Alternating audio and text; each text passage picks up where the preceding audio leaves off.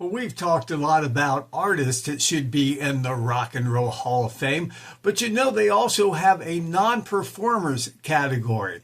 Who are some of the non-performers that made a big impact on rock and roll that should be in the Rock and Roll Hall of Fame?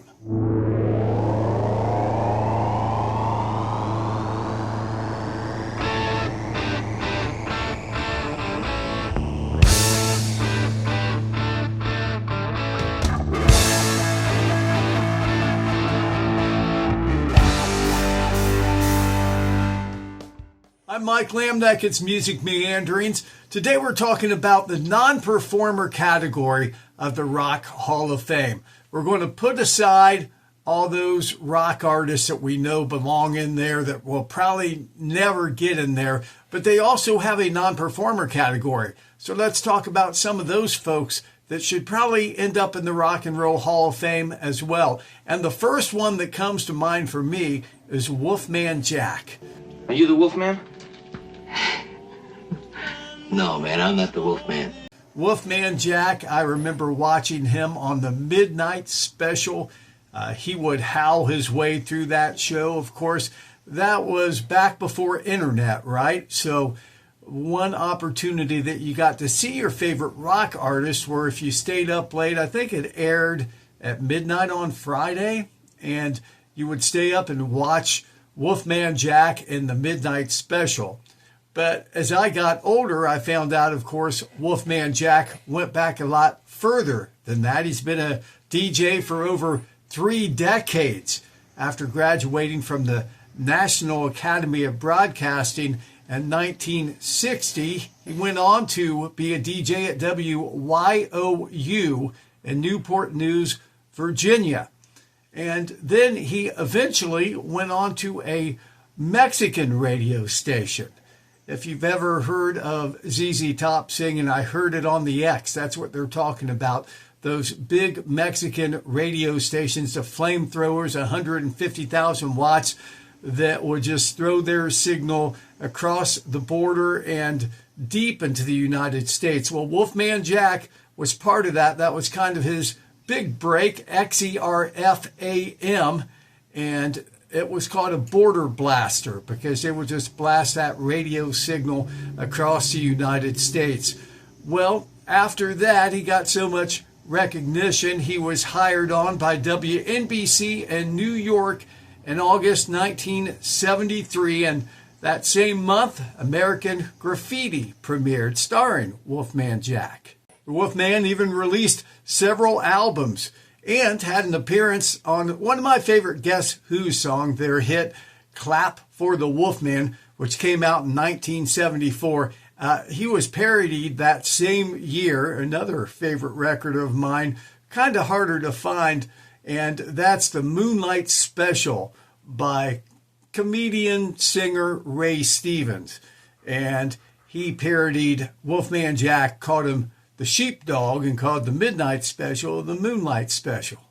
Wolfman Jack went on to be the regular host and sometime announcer for the Midnight Special on NBC TV. That aired from 1973 to 1981. And I even got to meet him in the late 80s. He was quite the businessman and a larger-than-life character. Died at the age of 57, sadly, from a heart attack at his house in North Carolina, shortly after finishing a weekly broadcast.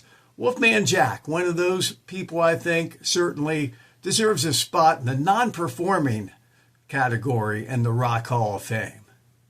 And the next couple here may be somewhat controversial because of their tactics. The first one being Peter Grant, the very aggressive manager of the rock band Led Zeppelin. Guided the band from 1968 all the way until their breakup in 1980. Known to use his imposing size, let's say, and aggressive behavior to get his ways. And he was able to secure some pretty unprecedented deals for Led Zeppelin. He's also widely credited with improving the pay and conditions for all musicians and dealing with record promoters and concert promoters. Now, before joining forces with Zeppelin, believe it or not, he was a professional wrestler and even an actor for a little while. He was hired on by the Yardbirds, who, of course, later on became the New Yardbirds and then became Led Zeppelin.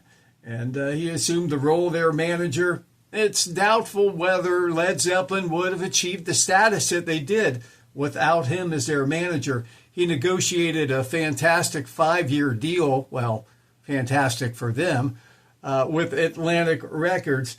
He suffered a fatal heart attack on November 21st, 1995, while driving to his home at Eastbourne with his son, and Peter Grant was 60 years old. Peter Grant, somebody that I think deserves a spot in the Rock Hall of Fame.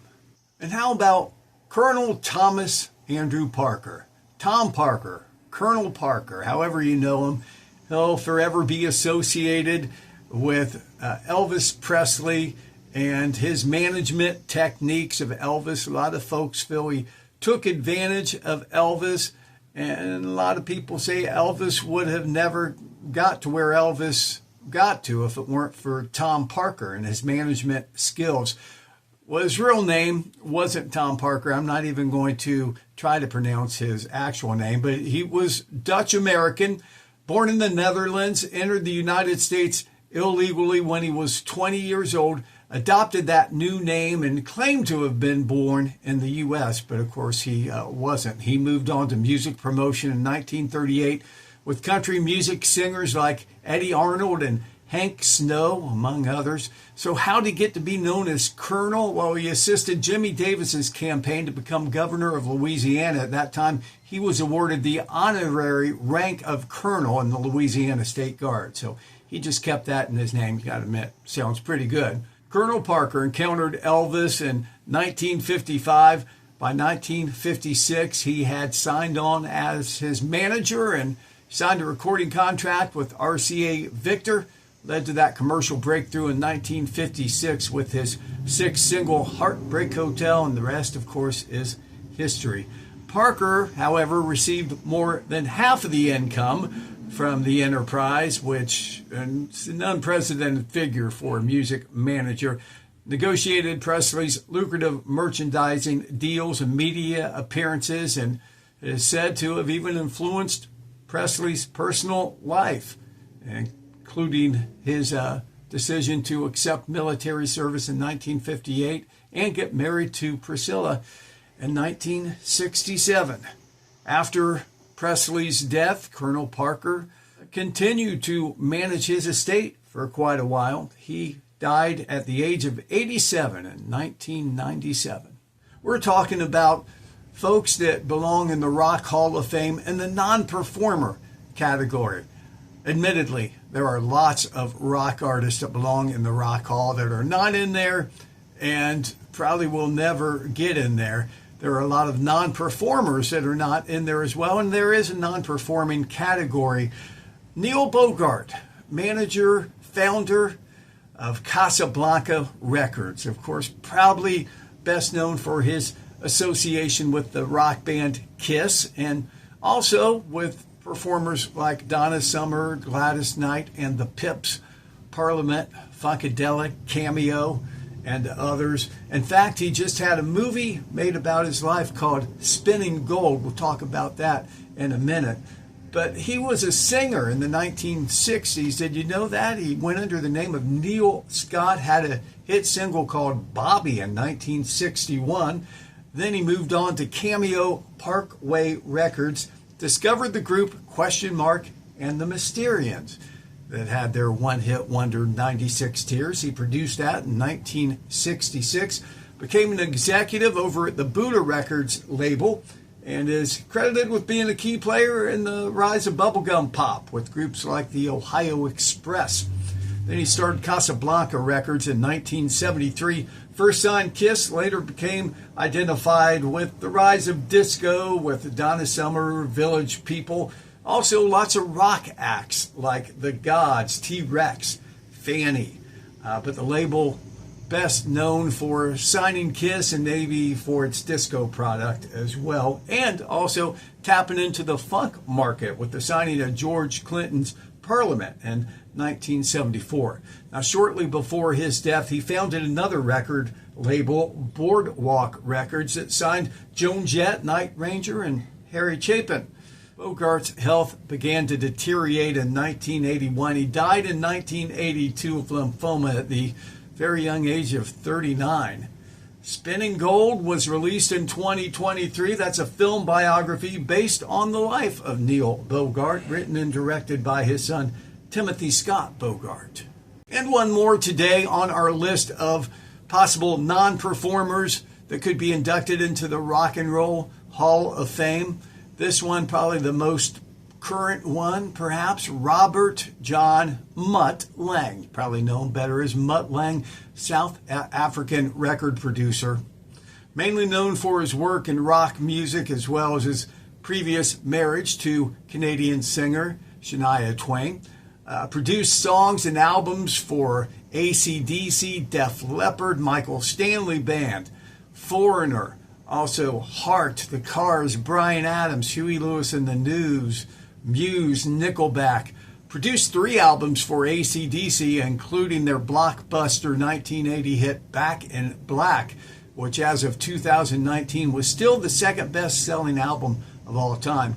Also worked with Foreigner on their Foreigner 4 album, Def Leppard on 4 albums, High and Dry, Pyromania, Hysteria, and Adrenalize, and co-writing a lot of the songs as well. In 1991, Mutt Lange produced Bryan Adams' Waking Up the Neighbors, including co-writing Everything I Do It For You for the Kevin Costner film Robin Hood, Prince of Thieves. Mutt Lange, does he deserve to be in the Rock Hall of Fame as a non-performer? What do you think? Go ahead and give me your recommendations below. Thanks for watching. Be sure to subscribe to Music Meanderings.